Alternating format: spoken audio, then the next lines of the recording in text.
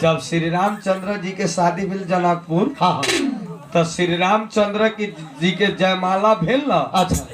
तो जयमाले के दिन से श्री रामचंद्र जी लागल दुबराए। लड़का लड़की दिन उतर जाले, हाँ आ सुर्की चढ़ जाले, हाँ ते लेखा उ दुबराए लागल। तो राम जी दुबर हो चल जाए। तो में हनुमान जी पूछलक, हाँ हनुमान जी तो ओकर सेवक रहे। हाँ हनुमान जी बोलक हे प्रभु कौन कारण बा कि दुबराई ताड़ी। तो हनुमान जी के एक गो राम जी जवाब दिलक कि न हमरा दुबराए के कारण इतने बा कि तोहनी के हनुमान जी जब पूछलक तो हनुमान जी से राम जी कहला कि एक गो टेंशन से हम दुबर बाड़ी कि जब हमर बारात जनकपुर जाई नु तो तोहनी के बानर दल के टेंशन से हम दुबराई था। बानर दल के टेंशन से? हाँ काहे? हनुमान जी से जब राम कहलक तो हनुमान जी कहलक ना हम समझ लेली। हाँ। कुछो न। हनुमान जी कहलक कि कथी करे के पड़ी। हाँ। एक गो राम जी कहलक हनुमान जी से कि बारात सब बानर जाई, हाला उला नहीं के करे के। हाँ। कोनो के छानी पर न दौड़े के बाद, टाली पर न छरपे के बाद।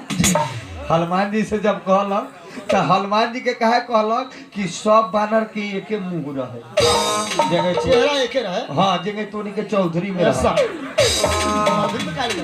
नहीं हनुमान जी के बात। चौधरी में मत ले जो ना तो हम कहते हैं नु। हनुमान जी के सब। हाँ तो हनुमान जी के को एके लेखा रहो कि ना। हाँ तो राम जी कहलक कि न हाला करे के, तो हनुमान जी कहलक न कौनो न करी, सब बानर के समझा दिल कि हनुमान जी हम जेने जाम देंगे बैठे के बा, जहाँ जाम तहे जाए के बा, कूद फान न करे के बा, हम जैसे चलो मुही लेकर चले के बा। हनुमान जी सबको समझा दे। हाँ वो अपना जानता है।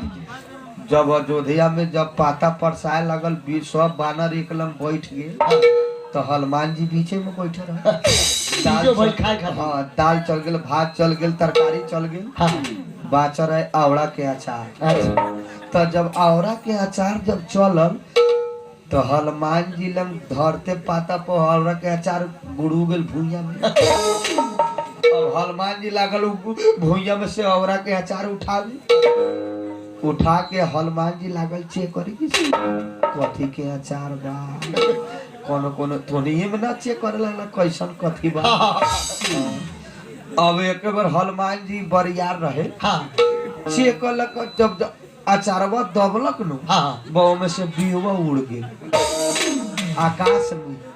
अच्छा वो के बीवा उड़ गेल ना। हाँ तो अब हनुमान जी लागल सोचे साला इतना लमहर पहाड़ उठा के लिए ली, एगो बिया हमरा लग से भाग।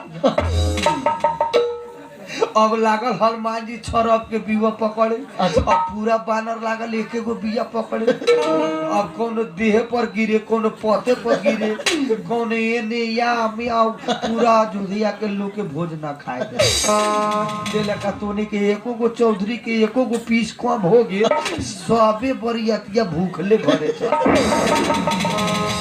कोनो मोटरसाइकिल में गिरिए के, कोनो ओठे काट के, कोनो हाथे तुरले। अच्छा ठीक बा, सुनो तोरा कहाँ जाए के बाद तू अपन रास्ता उठा के जा। ठीक है।